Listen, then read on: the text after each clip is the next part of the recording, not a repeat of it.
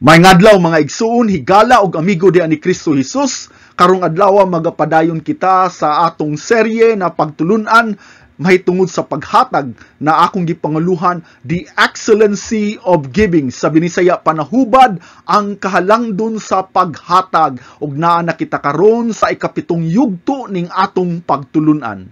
Ang dili malimud na timailhan sa usa ka Kristohanon kay kining kinaiya na mahigugmaon.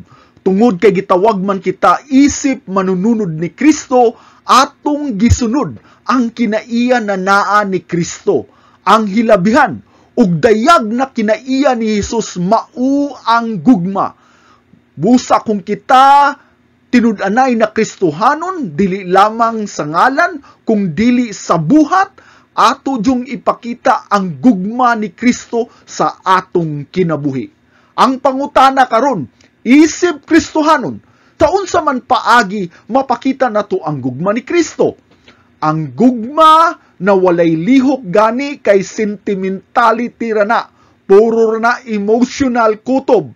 Ang gugma na walay buhat, dili na tinuod na gugma. Love is action. Mulihok kana ug kana nalihok mapakita kana pinaagi sa paghatag. Sa ato pa ang tawo na naay gugma gani muhatag jud na, kay ang pagpadayag sa gugma mao ang paghatag. Mao ni nagibalik-balik jud ko ni pirmi, nasugo kini sa pulong sa Dios na ang matag usa kanato magatubo sa kinaiya sa paghatag. Ang paghatag usa ka pagpadayag sa imong gugma.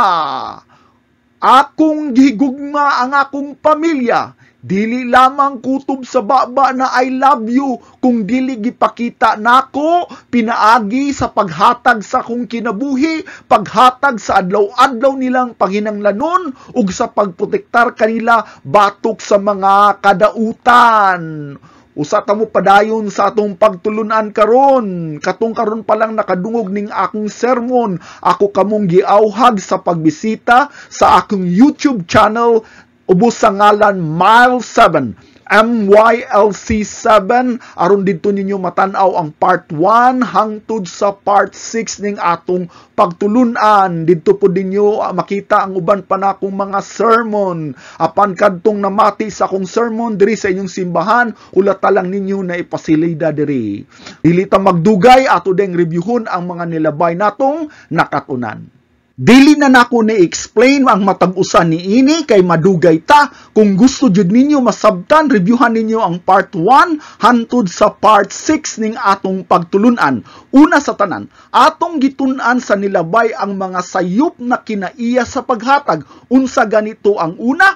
Paghatag alang sa pag-ila sa publiko o garbo. Ikaduha, paghatag tungod sa pagkamatarong sa kaugalingon. Ikatulo, paghatag gawas lamang sa obligasyon. Ikaupat, paghatag nga malimbungon. Ug ang ikalima, paghatag nga walay gana o kaha walay kalipay.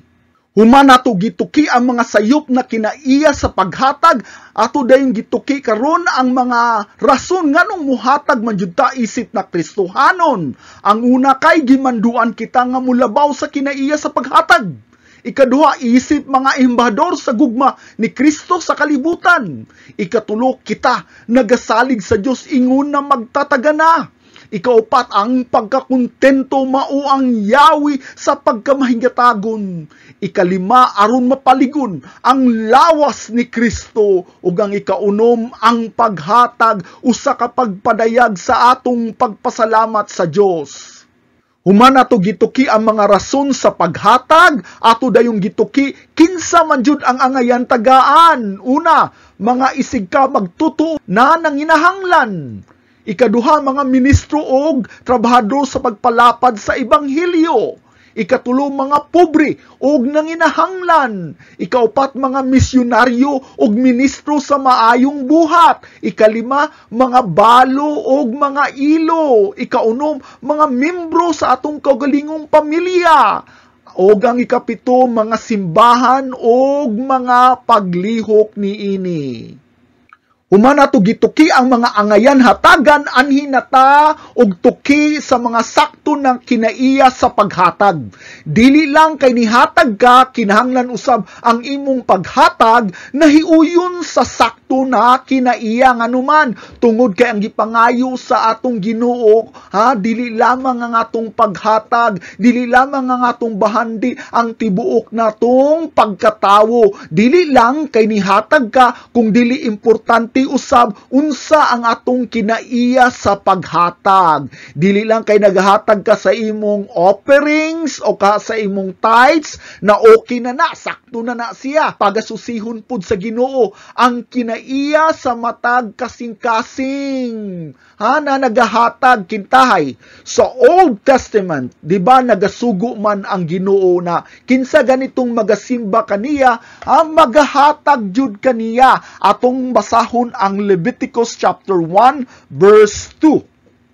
Sultihi ang mga anak sa Israel, ang nasud kuno sa Israel, ug ingna sila, kung bisan kinsa kaninyo, maghalad ug halad ngadto sa Ginoo, magdala kamo sa inyong halad nga mga hayop, ang inyong halad kuno kinanglan hayop, gikan sa mga baka o mga karniro. So, klaro kay diriha, nagasugo jud na maghalad ta og hayop sa Old Testament, Kutob ra ba sa paghalad? Dili, oy.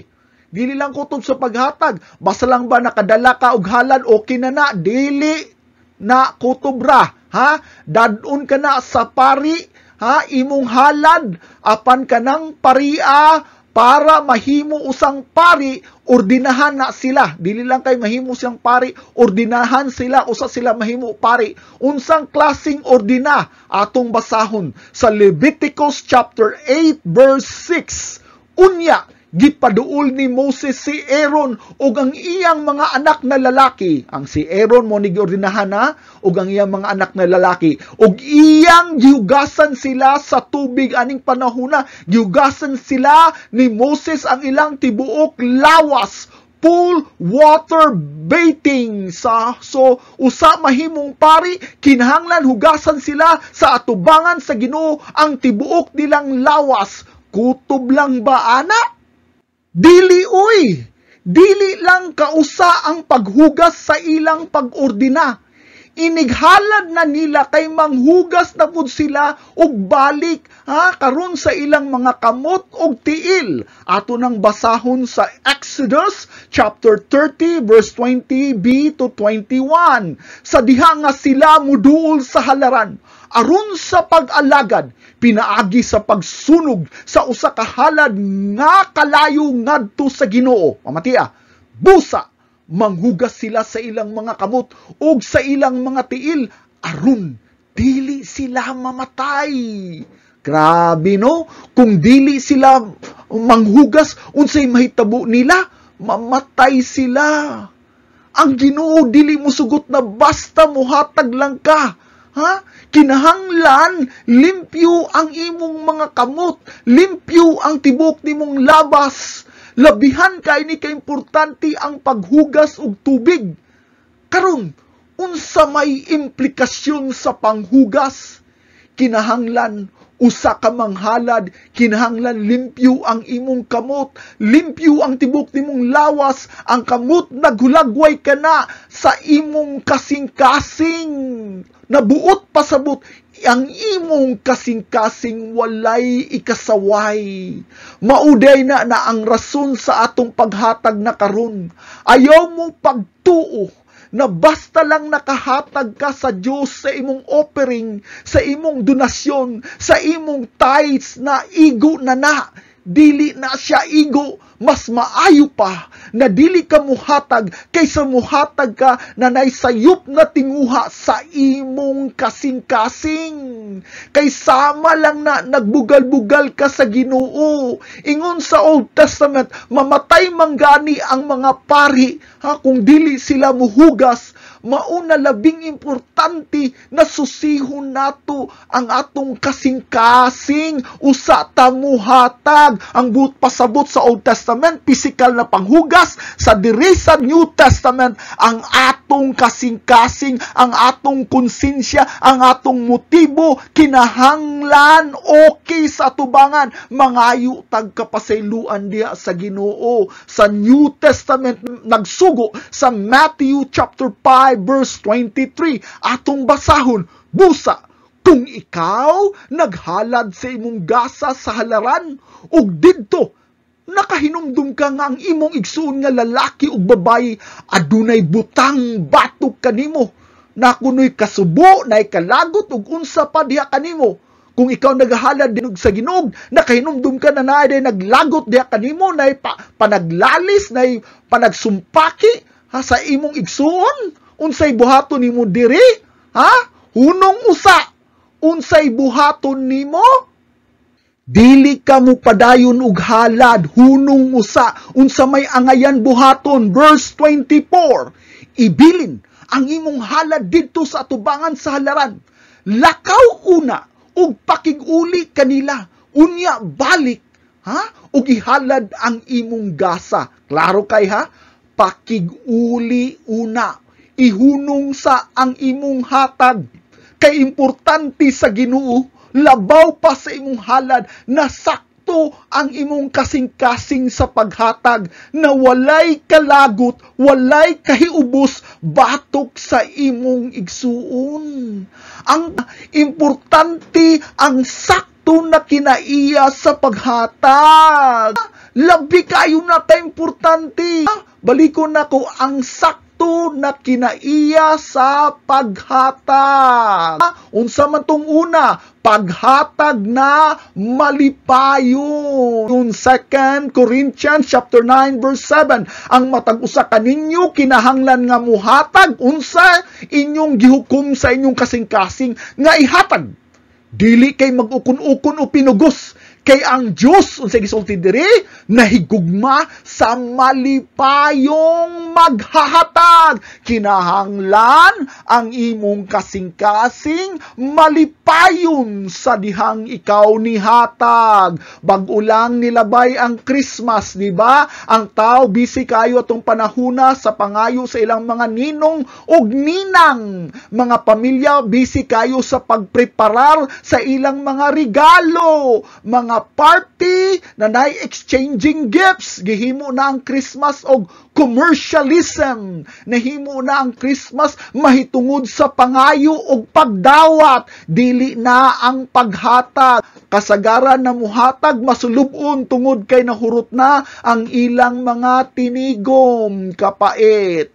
Unsay may purpose sa exchanging gifts? Di ba muhatag ka og regalo kay makadawat pug ka og regalo sa uban? Asa naman ang kinaiya sa paghatag na wala gaapas og balos? Christmas is giving, not receiving. Kana bang kalipay wala sa pagdawat, kundi kalipay sa paghatag og kalipay. Mauni ang kinaiya sa mga Kristohanon sa Macedonia kapanahunan ni Pablo. Bisan tuod sa tuman nilang kalisod o grabe na pag-antos, ato nang basahon 2 Corinthians chapter 8 verse 2. Taliwala sa grabe kaayong pagsulay sa ilang nag-awas nga kalipay, sa in English pa, overflowing joy. Ug ang ilang tumang kakabos mibuswak sa dato nga pagkamanggihatagon. Bisan tuod labihan sila ka pobre, apan nakahimo gyapon sila og hatag na madagayaon tungod sa ilang nag-awas na kalipay. Hinumdumiha, nag-awas na kalipay. Pangutana, nag-awas ba ang inyong kalipay sa dihang kamo ni hatag? Ang ikaduha na kinaiya mao ni siya, paghatag nga madagayaon. Kabalo mo unsay kasagaran hinungdan sa kalisod, kahakog.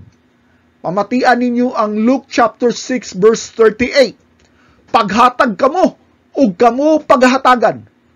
Kung ikaw muhatag, ikaw pod paghatagan. Ang usa ka maayong sukdanan, mamatian ninyo dinasok, nagtantan og nag-awas ikabuho sa imong sabakan. Grabe no? Kaysa sukdanan nga inyong gigamit. Gagamit kag sukdanan sa imong paghatag. Kini pagasukdan diha kaninyo sa ato pa. Kung unsa kadako ang imong gihatag o unsa kagamay ang imong gihatag, maupod na ang sukdanan sa paghatag sa Ginoo kanimo. So, kung ang imong gihatag gani nag-awas sa pagkamadagayaon, maupod ang inyong madawat. Kung unsang sukdanan imong gigamit, maupod ang sukod na imong madawat. Sa ato pa klaro kayo ang rason nganong naglisod ta o daghan natong galisod kay tihik ka sa atong paghatag. Mauni ang langit nun nga prinsipyo aron kita maadunahan. Balikon nako mauni ang langit nun na prinsipyo aron kita maadunahan sa espiritu. Pamatian ninyo kaimportante kay ni. Natural sa tao na gustong mahayahay ang kinabuhi, labi na kay lisod na kayo ang panahon, walay kasiguruhan. Apan sayop na kinaiya nato ang pagsalig na atong ibutang atong pagsalig sa bahandi. So nagtigong kag maayo kay ang imong pagsalig na sa kwarta, muwagtang man na ang kwarta. Pwede kang maskam, pwedeng makawat ang imong kwarta, pwedeng mahagbong ang ekonomiya, pwedeng magkasakit ang membro sa imong pamilya o mabayad la ang tanan imong kwarta sa hospital.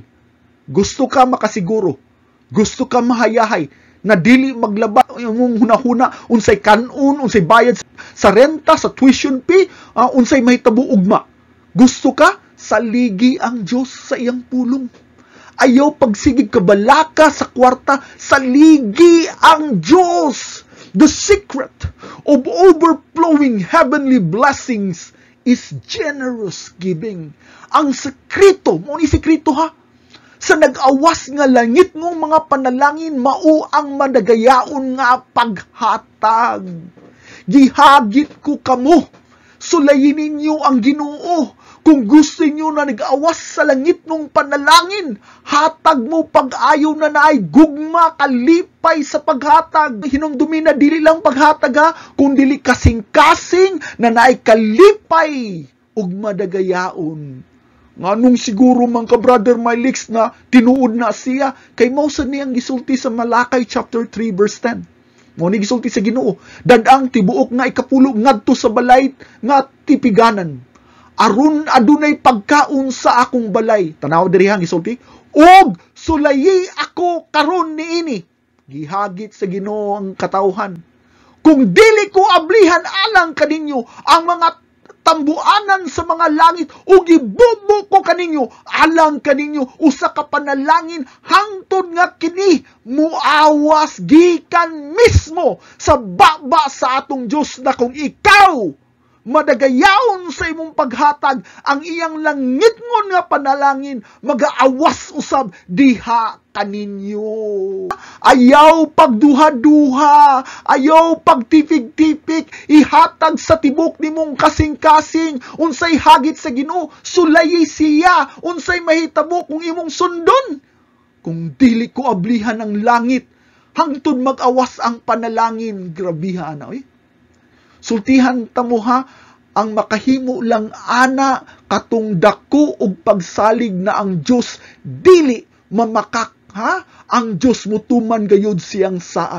Unsa may sukod sa madagayaon but pasabot unsaon nimo pagkabalo na nagahatag ka og madagayaon kung ang imong paghatag, pamatian ninyo kung ang imong paghatag medyo sakit sa bulsa. Kay sakit gani, pasabot na ay sakripisyo ang imong paghatag. Karon kay nagstorya man ko og sakripisyo, maupod ni ang kinaiya, ang sakto na kinaiya sa ikatulo natong punto. Paghatag nga naay sakripisyo. Balik ta sa pangutanan nako ganiha. Kintay, naghatag ang dato og tithes na 10,000 pesos kumpara sa pobre na naghatag og 300 pesos tagabuwan. Asa may mas dako? Of course, ang 10,000 jud, di ba? apan atong tan-awon unsay gisulti sa 2 Corinthians chapter 8 verse 3. Ako nagpamatuod na sila, kaning mga Macedonian church, simbahan, mihatag sumala sa ilang mga paagi, labaw pa sa ilang mahimo, sa ilang kaugalingon nga pagbuot. Klaro kay diri ha, labaw pa sa ilang mahimo. Unsay pasabot niya na nihatag sila, labaw pa sa angayan nilang nahatag, ha? Labaw pa sa ilang kapasidad, ha? Wala lang kay nihatag ang simbahan sa Macedonia, apan naningkamot bud jud maayo sila, labaw pa sa ilang mahatag. Unsay pasabot nako diri? The measure of generous giving is giving sacrificially. Naay sakripisyo. Dili lang kay nihatag kag madagayaon, kung dili naay sakripisyo. Kintayang usa ka dato, ganiha sa naghisgutan nako, naghatag og 10,000 tagabuwan, unyang yang sweldo kay 500,000 man. Sa ato pa naghatag lang siya og 2% sa iyang sweldo. Ha? Wala kayo sakripisyo. Ha? Kay naapay nabili na 490,000 na sweldo. Apan ang pobre naghatag man og 300 pesos. Apan na yung sweldo kay 3,000 raman. Sa ato pa, ang percentage na kay naghatag siya 10% siyang sweldo. Ha? Busa, ang pangutana, dili pila imong gihatag. Kung dili pila ang wala nimo gihatag, unsa kadako ang imong sakripisyo. Gamay ra kayo na ang 300 pesos kumpara sa 10,000, pero hunaon nimo pagmaayo. Kung kitay na kay sweldo na 3,000, perti kayo na kalisod. I-budget usay magkautang pa ka. Ha? Unya kuhaan pag 300 para lang ihatag og tithes, ha? Imagine ninyo ang sakripisyo. Kintahay ang dato na ay 500,000 ug naghatag siya og 10,000. Mas dako ba yang sakripisyo? Maglisod ba siya og budget? Hunahunaan ninyo. Muni gisgutan sa Luke no chapter 21. Si Jesus nakakita og bayi na balo diri na naghatag siya og donasyon, 2 kalipta. Nakita po ni Jesus na nakoy uban mga dato na nihatag pud og dako. Pero mao niya ang gisulti sa Luke chapter 21 verse 3 atong basahon. Ug siya miingon sa pagkatinuod, magaingon ako kaninyo nga kining kabus na babayi na balo mihulog og labaw pa sa ilang tanan. Labaw pa aning mga dato na naghulog og mas dako pa sa 2 kalipta. Unsa man ning 2 kalipta? Kung sa Pilipinas atong basihan kaning usa ka lipta kay 4 pesos. 2 kalipta, 8 pesos. Karon unsa may mapalit sa kwarta na 4 pesos. Sa ato pa diri na storya, ang balo na babae ni hatag lamang og 8 pesos, 2 kalipta. Siya ang pinakagamay og donasyon. Apan sa mata ni Kristo Jesus, siya ang pinakaduko og hatag anuman. Gihatag niya ang kinalasan niyang kwarta kumpara sa mga dato na naghatag lang sa sobra nila na kwarta. Anuman, iyang gihatag ang katapusan niyang kwarta. Apan ang dato unsa to naghatag lamang sa ilang sobra. Kinsa man ang dako ang sakripisyo, mas dako ang sakripisyo sa usa ka balo kumpara nilang tanan. Busa ang atong paghatag, dili lamang kay nihatag ka na malipayon, dili lamang kay nihatag ka na madagayaon, kung dili nihatag ka na naay sakripisyo. Ang ikaupat na kinaiya sa sakto nga paghatag nga tinuyo, kinahanglan na ang imong paghatag na ay tuyo. Wala lang kay basta nihatag ka. Ang numero 1 katuyuan, ang masimba ug mahimaya ang ngalan sa Dios. Atong tanawon ang 1 Corinthians chapter 16 verse 2. Sa naunang adlaw, unsa maning naunang adlaw, di ba, Domingo? Sa matag simana, ang matag usa kaninyo, sa ato pa walay exception, ang matag usa kanato, ug magtigom sumala sa iyang pag-uswag. Diri gisulti ni Pablo sa unang adlaw sa simana, unsa man ang adlaw, Domingo. Ang Domingo dili na sa ikapito na adlaw ha, kung dili una. Unsay kahulugan niini? Kinahanglan ang Ginoo ang unahon sa sugod sa simana. Siya ang prioridad sa imong kinabuhi. ug ang sa tanan nimong mga desisyon. Kabalo ko na nayuban na moingon, nga tong pamilya di ay, wala kong magsulti na dili importante nga tong pamilya. Apan gipaklaro sa Biblia na ang Ginoo walay kompetensya sa atong prioridad. Unsa pay gisulti diri, ang matag usa, unsay bot pasabot, walay eksepsyon. Kini nga sugo, di para ni sa matag usa ka Kristohanon na kinahanglan maggahin, maglahi. Unsang klase na gahin? Maggahin ka, pilay ihatag sa Ginoo. Ang matag usa, kung kamo minyo, magsabot mo sa inyong asawa o kahabana, pilay inyong ihatag.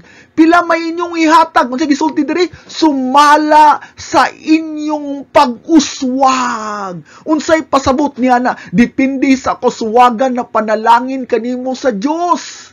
Kinahanglan dili lang kay basta muhatag ka, kung dili sundod nimo ang prinsipyo na gihatag sa Biblia. Unsa ganito? Una, kinahanglan malipayon ka, cheerful ka, joyful ka.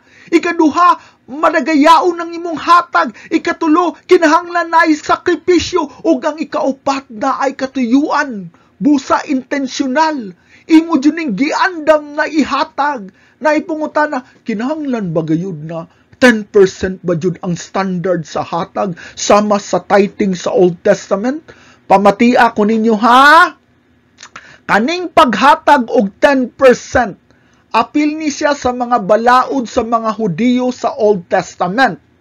Hinundumi na kitang Kristohanon, wala na ta ubos sa balaod sa Moses, kung dili ubos na ta sa grasya.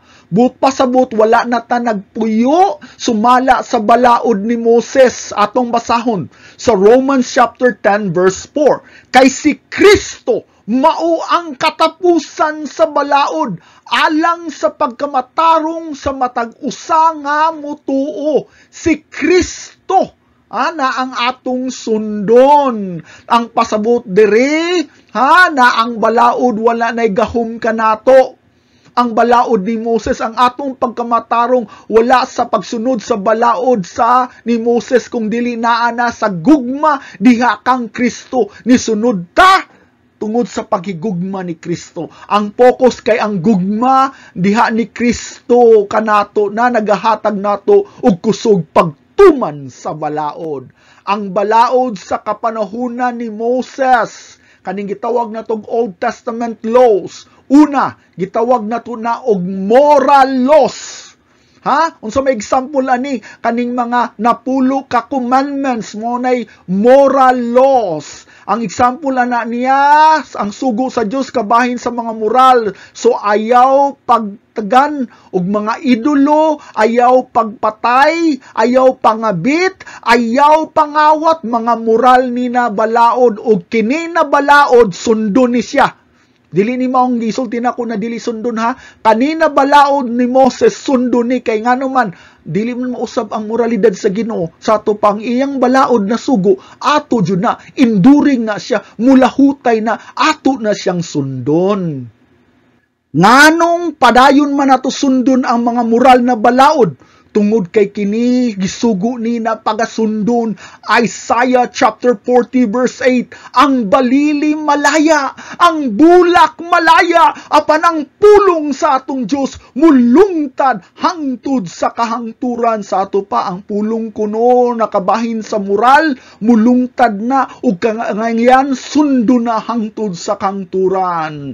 Kabahin sa moral, mulungtad na, kay samin ka na sa kinaiya sa Dios na dili musab. Nganong kabalumang ko na padayuno nato og tuman ang balaod? Gikan ka na mismo sa baba ni Kristo sa Matthew chapter 5 verse 17. Ayaw kamo paghuna-huna nga mianhi ako aron sa pagbungkag sa balaod o sa mga propeta. Wala ako muanhi aron pagwagtang kung dili pagtuman sa balaod. So kaning klase na balaod na gisgutan ni Kristo diri, mahitungod ka na sa moral na balaod na atong pagasundon. ang ikaduhang klase na balaod sa Old Testament, mao ni gitawag nato og civil law. Unsa tong una, moral law, pagasundon nato. Ang ikaduha, civil law. Mga instruksyon kana sa pagmando sa Israel, ingon na theocraticahonong nasod, theocratic nation. Unsay gamit sa civil law, unsay pasabot ni ana tungod kay ang nasod sa Israel usaman ka theocratic, kinahanglan nay balaod, unsay balaod na gipadapat sa hustisya, sa katilingban, mga katungod sa kabtangan o mga responsibilidad sa komunidad. Mo na example sa civil law. So karon, tagaan ta mo og example na balaod na gikan sa Biblia. Karon sultihi ko ninyo kung moral law ba ni or civil law. Ready na mo? Adto ta una sa Exodus chapter 20 verse 14. Dili ka manapaw, thou shalt not commit adultery. Unsa man ni siya? Moral law or civil law? Sa ato pa, kana siya, example na siya sa moral law. Ayaw panapaw, kay dako kana siya nasala. Supa kana sa moralidad na kinaiya sa Dios. Sakto mo. Kani, karon, atong basahon ang Leviticus chapter 20 verse 10. Kung adunay usa ka tawo nga nakapanapaw sa asawa sa laing tawo, ang nakapanapaw sa asawa sa iyang higala, ang mananapaw na lalaki ug mananapaw ng babayi, kinahanglan patyon. So karon ganiha nagisgot ta og kalapasan sa moralidad, karon nagisgot na pud ta og balaod na unsay silot. So unsa man ni siya? Moral or civil law? Ang panapaw supak sa moral na balaod. Ang silot, unsa man na siya? Civil law kana siya. Ang bayad sa sala sa pananapaw, civil law kana. Sumingon ka, kagrabiha gud kay patay man jud ang civil law sa Ginoo. Pangutana, sundon ba dud nato ni ang civil law karon? Sa ato pa, tanan na mananapaw, pagapatyon jud nato karon, dili. Tungod kay wala nataubos sa balaod ni Moses, mahitungod sa civil law na nataubos sa grasya nga balaod, apan wala nagpasabot na dala ni siya nagahatag og mga maayong understanding, insight, unsa kabugat ang kaning pagpanapaw uban pang mga butang. Tagaan patamog lain example, sultihi ko kung moral law ba ni or civil law. Leviticus chapter 27 verse 30. Karon, ang tanan ikapulo, tithes sa yuta, sa binhi sa yuta, kung sa bunga sa kahoy, iya sa Dios kini balaan alang sa Ginoo. So tanan ko nung ikapulo, tithes is ikapulo. Diri naghiskot og paghatag og tithes, unsa man ni siya na balaod? Moral law, civil law, unsa man ni siya? Dili. Ang tawag niini kay ceremonial law. Tanan na may kalabutan sa pagsimba, kay ang tawag ana ceremonial law. So naitulo ka law ang Old Testament Una, moral law, ikaduha civil law, ug ang ikatulo ceremonial law. Mao ni ang balaod sa kapanahunan ni Moses, nagisgot ni mga dietary laws, sacrifices, observant of holy days, and offering, including tithes. Balaod mahitungod sa seremonya, mga klase sa hayop na ihalad, kung ikaw musimba, mga dili kanon, mga adlaw sama sa Sabbath day, ug uban pang mga holidays, mga offering sama sa tithes, kanapulo na bahin sa imong sweldo. Hinumdumi na sa kapanahunan ni Moses, ang form of government kay theocratic. Walay tawhanon na hari, ang Diyos ang direkta na hari sa katawhan sa Israel. But pasabot ang Ginoo nga balaod, ang Biblia ang masunod sa adlaw-adlaw na pagkinabuhi, labi na sa mga balaod sa pagsimba. Ang Biblia nagisgot ani na balaod, rituals and worship ordinances are foreshadow of what is to come. Sama lang ni sa landong kung unsay maabot. Unsay pasabot ni ini? Temporaryo rani. Yung malabay rani na balaod sa una na wala pa na imbento ang internet, ang means of communication sa layo kay sulat. Apan sa dihang naimbento na ang internet o computer, ngunong nakaugsulat sa papel, gamit na lang ka og email, maupod na ang balaod ni Moses, mahitungod sa mga ordinansa kabahin sa pagsimba. Gituman ni kini pinaagi sa kamatayon ni Kristo. Unsay pasabot niini, nahuman na ni, but pasabot dili na nato ni padayunon. Kung ang moral na balaod padayunon nato, pero kaning seremonyal na balaod, dili na nato ni padayunon, kay dili ni makahatag og kaluwasan. Nganong kabalo man ka, Brother Mylix, atong basahon Luke 23 verse 45b, ug ang tabil kaning tabon sa templo nagisi sa kaduha, sa dihang na langsang na namatay na si Kristo, napunga, nagisi ang tabil kaning kurtina unsa may kahulugan niini, muni tabon padulong sa kwarto sa gitawag og balaan sa tanang balaan, sa English pa Holy of Holies. Walay makasulod diri kung dili ang high priest ra usa-usa ka tuig. Dili ka kasulod kung dili ka maligo, kung dili ka maghalad og sa imong kaugalingon og mangayo og pasaylo og daghan pa kayong mga seremonya. Sa dihang natunga na ang kurtina o tabil, gipasabot sa Dios na nahuman na ni. Dili na nato ni kinahanglan ipadayon ang seremonya, kay si Kristo namatay na. Katong mga hayop, usara to siya ka simbolo. Ang tinud-anay na halad niabot na, ang kumplito na halad na human na. Unsay gisulti sa Biblia sa Colossians chapter 2. Sa Colossians chapter 2 verse 16. Busa walay bisan kinsa nga maghuhukom mahitungod sa pagkaon ug ilimnon ug mahitungod sa usa ka piyesta ug usa ka bag-ong bulan, usa ka adlaw sa ipagpapahulay, Sabbath day. Unsay but pasabot ana diri, ayaw mo kabalaka na kundinahon mo na dili mo kasunod aning mga ordinansya.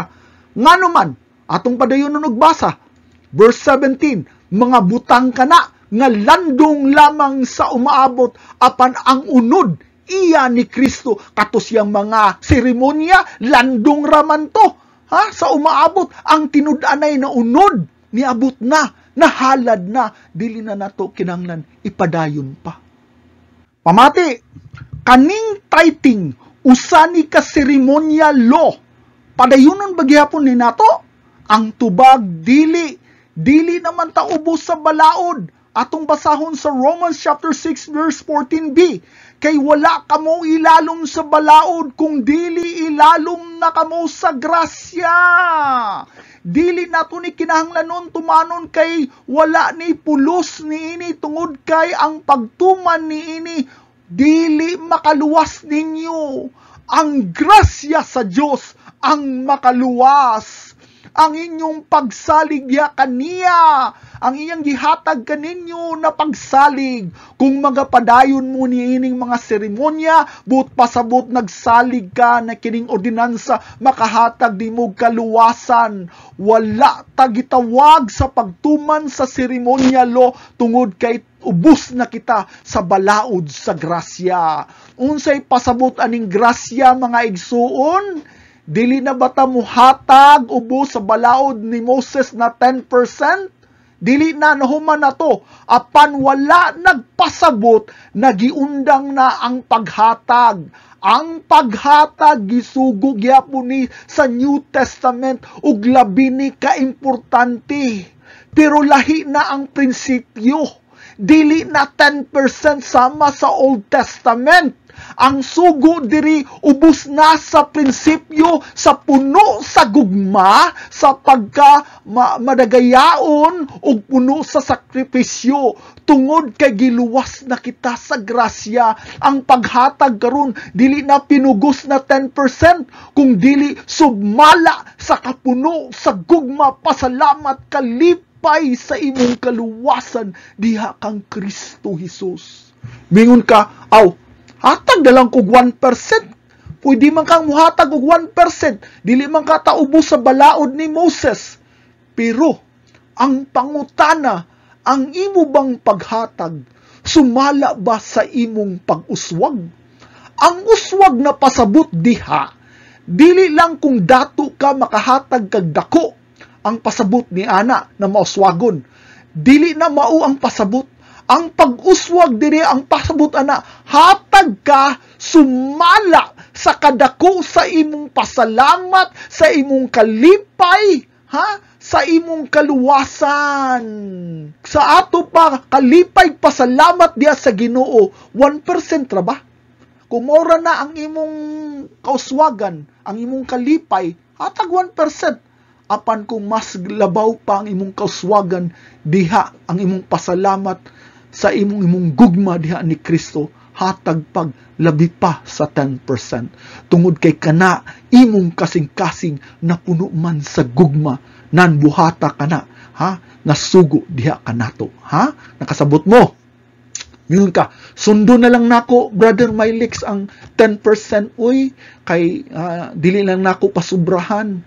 Na musunod lang ko sa guide sa Old Testament na paghatag. Okay ra jud na, basta na kay gugma. Apan nakabalo ba mo na dili lang tithes sa sweldo ang gipangayo sa una sa Old Testament? Napay gitawag nato og monthly tithes sa kapanahonan ni Moses napay monthly tithes ang inyong nabawan 10% lang. Pero napay monthly tithes ang ikaduha, napay yearly festival tithes. Ang ikatulo napay tithes for the poor. So approximately kung magunahuna ka na 10% lang gihatag sa katawan sa una, dili. Approximately total of 21 to 23%. Kung nakahimo sila og hatag na 20% ubos sa gitawag sa balaod ni Moses, unsa pa ka kita na gitawag sa paghatag ubos sa balaod sa grasya? Pangutana, asa may mas kusgan na balaod? Ang balaod gikan kang Moses o balaod karon ilalong sa grasya na gimugna ni Kristo Jesus? Atong basahon ang Hebrews chapter 7 verse 18. Kay sa usa ka bahin adunay pagwagtang sa kanhing sugo. Unsa maning sugoa? Mosaic law, balaod ni Moses, pagwagtang kuno tungod sa kahuyang ug pagkawalay kapuslanan niini. Kinahanglan kuno wagtangon ang kanhing sugo nganuman tungod sa kahuyang ug walay kapuslanan. Buts pasabot ang sa unang sugo walay kapuslanan. Kabahin nato karon, sa una nay kapuslanan, pero karon dili na nato kinahanglanon. Walay tao na nahimong balaan pinaagi sa pagtuman sa ceremonial law o bisan gani sa civil law. Bisan gituman nimo ang tanan balaod ni Moses, kung kana imong basihan, work-based salvation na siya ug dili gyapon makaluwas busa walay kapuslanan. Nganong naghatag man ang Ginoo og mga balaod na walay kapuslanan? Ang sa unang balaod, importante ni sa una, kay nagpakita kini na unsa kalisod duulan ang Ginoo na balaan. Daghang mga seremonyas, ang kaluwasan nimo sa una dili sa pagtuman sa balaod, kung dili sa pagsalig diha sa Dios. Apan sa karon na nahuman na namatay si Kristo, dili na nato kinahanglan sundon kay wala nay kapuslanan. Unsa pay gisulti diri? Padayunon tug basa sa verse 19. Kay ang balaod walay nahimo nga hingpit. Katukunong balaod ni Moses, dili to makahimo nimong hingpit, makahimo nimong righteous. Sa laing bahin, ana ang pagpaila sa usa ka mas maayong paglaom. Gitagaan tag balaod na mas maayo pang paglaom. Nga pinaagi niini kita makaduol sa Dios. Ngano man tawhanong kusog manggod, apan nailain na balaod na makahatag na tog maayong paglaom. Unsa man ni siya? Tungod kay ilalom na kita sa balaod sa grasya. Dili na nato kusog kung dili grasya na sa Dios na makahatag na tog kusog aron makasunod sa moral law. Gitagaan ta grasya sa Ginoo, pinaagi sa balang espiritu, diya sulod ka nato. Brother Mylix, unsa may kalabutan niini sa paghatag tuod? Dako kayo. Kung gisugo ang kanhing balaod sa paghatag 25%, 20 to 25%, bugat kayo ni sa mga tao ug daghan kay dili kahimo niini. Karon nagisugo na kita pinaagi sa gugma o grasya. Unsay pasabot ni ana? ang tawo na puno sa gugma ug grasya, gitagaan og gahom gikan sa Dios na makahatag og mas labaw pa sa bisang unsang balaod. Unsa na klase na balaod? Paghatag gikan sa kasing-kasing na giluwas sa grasya ug gugma sa Dios. Give according to the grace and love God has bestowed upon you. This is the new law of giving. Mauni ang bagong balaod sa paghatag, pinaagi sa grasya o gugma sa Diyos na gihatag diha kanimo. Mauni ang ikalima na kinaiya sa sakto na paghatag. Paghatag na naay gugma. Unsay pasabot niini? Maoy usa ka buhat sa pagkamanggihatagon nga gipalihok sa pag-atiman, kaluoy og tinguha sa pagpasinungog sa Dios og pag-alagad sa uban. Ang motibo sa paghatag duara. Ang una, gugma sa Ginoo. Ikaduha, gugma sa katawhan. Unsay gisulti sa 1 Corinthians chapter 16 verse 14, ang tanan nimong buhaton kinahanglan buhaton sa gugma. Klaro kayo mga igsuon. Oy, tanang buhat sa Kristohanon kinahanglan nadyo'y gugma. Wala gani gugma, dili ka na pagadawaton sa Dios. Mao ka na hinumdumi mga igsuon. Kay labi kaayo na kaimportante tanan natong buhat. Labot na ang paghatag, kinahanglan na di gugma. When giving is full of love, it is also generous. Kadaghanan jud kung paghatag gani, puno gani sa gugma, makahatag po na madagayaon. Tagaan ta mog example niini mahitungod sa paghatag na gugma na makita nato sa chapter 7 sa Luke, sa libro sa Lucas, na usa ka babae na prostitute niduol kang Hesus og nighilak. Ato ni siyang basahon sa verse 37. Nagdala siya og usa ka panaksan nga alabastro na pahumot. Kaning alabastro na pahumot, gama ni siya na lunsay nga nardo, spikenard, usa ka mahal kaayo nga pahumot nga lana nagikuha gikan sa mga gamot sa tanom nga nardo gikan sa bungtod sa Himalaya. So, kining tanom lumadni sa hiyon sa Himalayan, sa India og Nepal, og nagnahimo ni og talagsaon og perti ka mahal na makita ni ng mga simbolo na bahandi sa mga sosyal na kahimtang. Kasagaran jud maka-afford ani ng mga perfume kaning mga dato o mga royal family, kay ang presyo ani kay 300 denarios. Ang equivalent ana sa dolyares karon bana-bana na sa $50,000 to $60,000. Perti ka mahal tungod ni ana mga dato ra jud ang maka-afford. Apan ngano man ang usa ka babae na prostitute nakatag-iya man niini, bisan wala nagsulti ang Biblia, dako kayo ang posibilidad. Di ko kasiguro pero dako ang posibilidad na usa ni siya nagitawag ka vain woman. Unsa maning vain woman? Babae na nabihag sa iyang kagalingon na pagpatahom. Interesting kayo ni kaning vain, kay ako ning gihubad sa pulong sa Cebuano, babae na walay pulos. Mo ni vain woman. Sa ato pa empty, walay sulod. Nakahinumdum ko sa una ba sa Christmas party sa simbahan unya na exchanging gifts. Na usa ka tao na nakuha og dako kaayo na regalo. Sulipay kaayo siya kay giputos og dagko kay nasudlanan. Apan sa pag-abli niya giputos na pud og daghang mga karton. So sige siya gisihangtod ni gamay jud ang iyang regalo. Og sa katapusan jud kay ang iyang regalo perti kagamay og walay pulos. Nindot tan-awon sa gawas pero sa sulod perti day kawalay pulos. Mao ni ang klase na babae, vain woman. Nay mga babae na ang ilang hunahuna puro lang pangpagwapa.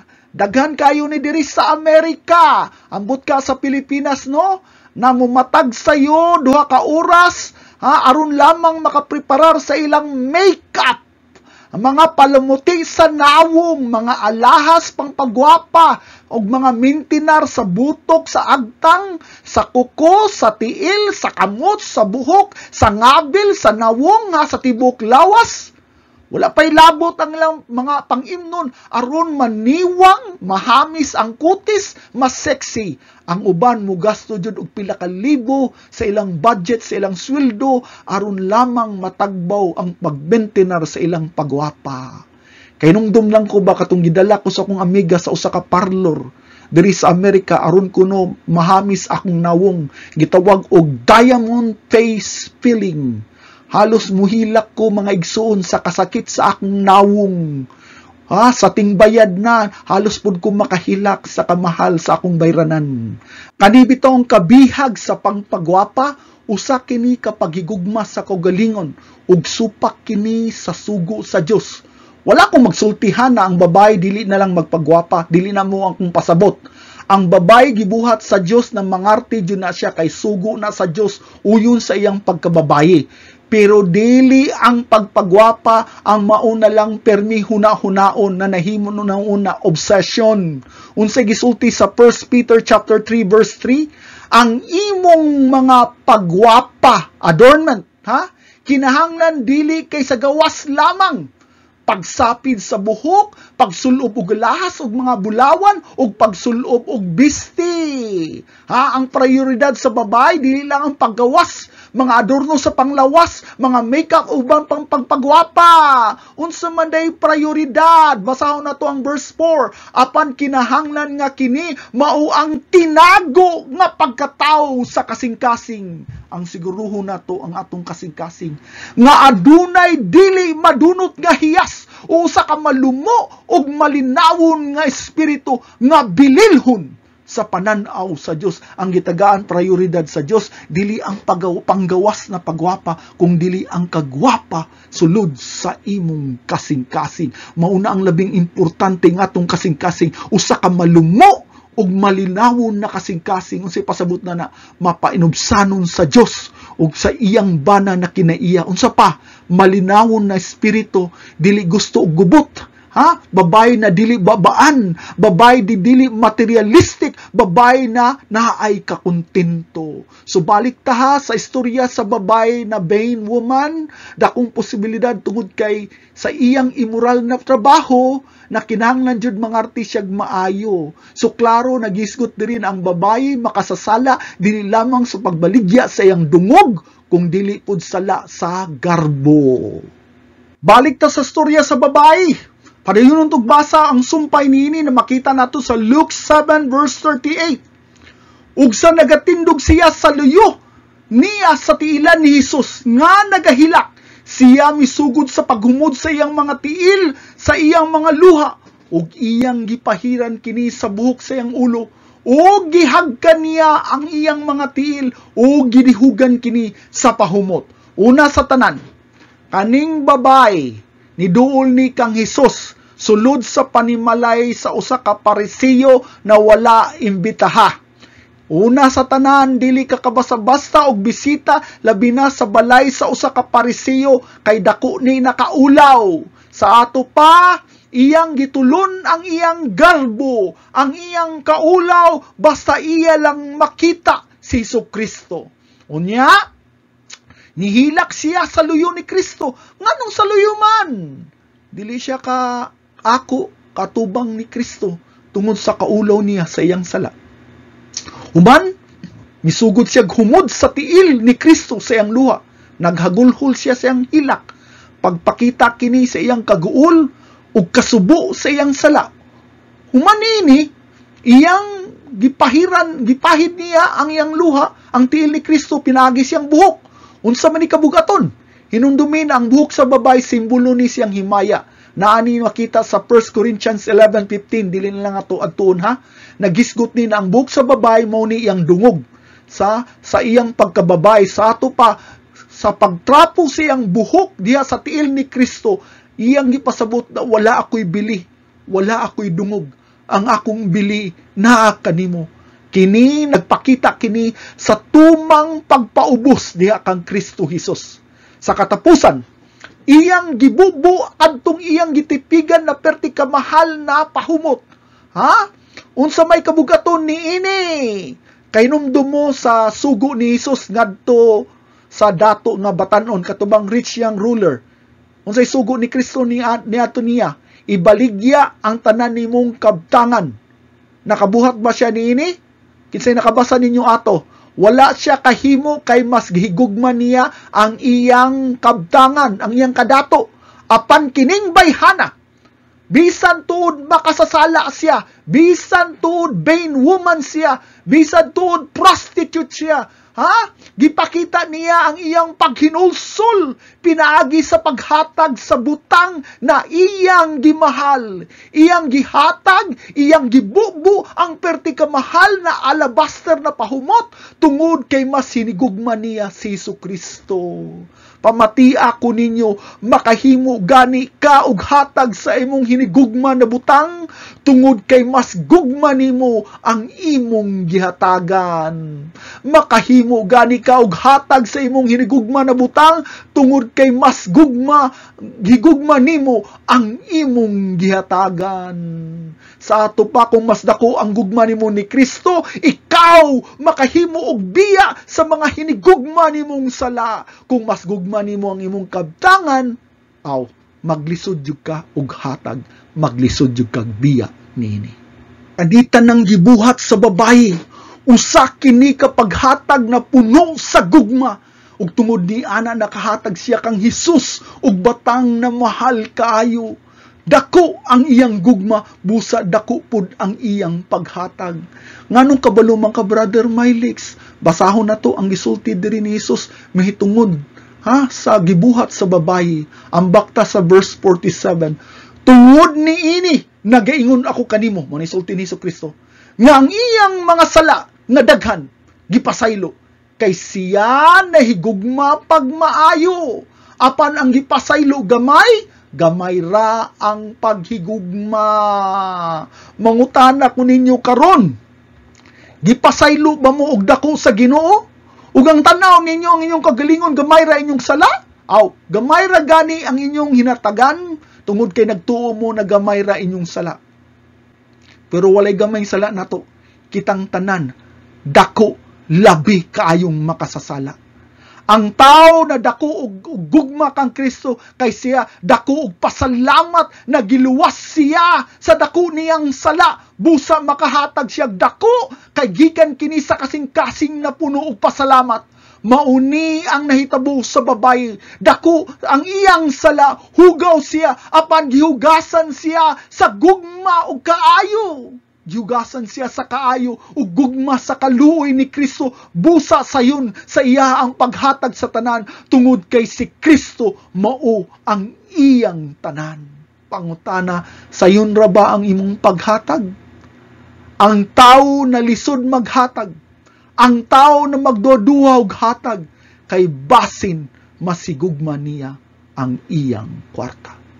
Dili na sad nato ni mahuman atong pagtulunan karon, magapadayon kita sa sunod natong kita, magaampo kita. Labing gamhan ang Dios. Nagpasalamat akong dako amahan sa paghatag higayon nako sa pagpaambit sa imong mga pulong o Dios. Wala ako'y lain tinguha amahan na kining kinaiya sa paghatag amo utang maangkon. Ang paghatag na malipayon, paghatag na madagayaon, paghatag na naay sakripisyo, paghatag na naigugma amahan. Kay mauni ang kinaiya na imong ipangayo sa amo amahan.